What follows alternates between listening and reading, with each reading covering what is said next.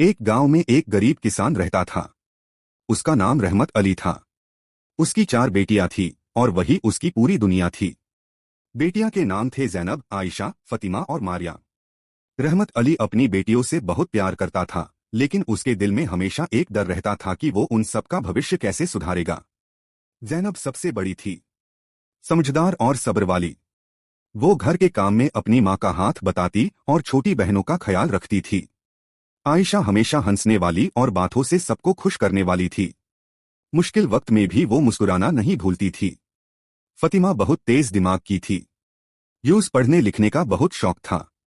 और सबसे छोटी मारियाम मासूम और नरम दिल की थी। रहमत अली रोज सुबह जल्दी खेतों में चला जाता और शाम तक मेहनत करता। उसकी बेटियां भी उसकी मदद करती थी। एक दिन गांव में भयानक सूखा पड़ गया। बारिश नहीं हुई, फसलियां सूख गई।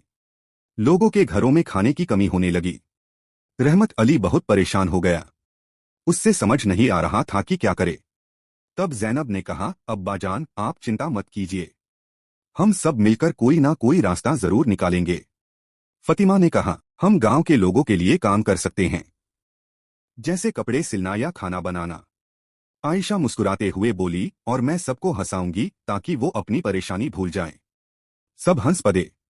अगले दिन से चारों बहनों ने काम शुरू कर दिया। ज़ैनब ने सिलाई का काम संभाला। फतिमा ने बच्चों को पढ़ाना शुरू किया। आयशा लोगों के घरों में मदद करने लगी और मारियाम बीमारों की देखभाल करने लगी। धीरे धीरे गांव के लोगों को उनकी मेहनत का एहसास होने लगा। लोग उन्हें बदले में अनाज और जरूरी चीजें देने लगे। कुछ ही दिनों में रहमत अली के घर की हालत बेहतर होने लगी। एक दिन गांव के एक अमीर आदमी ने उनकी मेहनत देखी और कहा, तुम चारों बहनें बहुत मेहनती और नेक हो, मैं तुम्हारी पढ़ाई और भविष्य का खर्चा उठाऊंगा। ये सुनकर रहमत अली की आंखों में आंसू आ गए। उसने अल्लाह का शुक्र अदा किया और अपनी बेटियों को गले लगा लिया।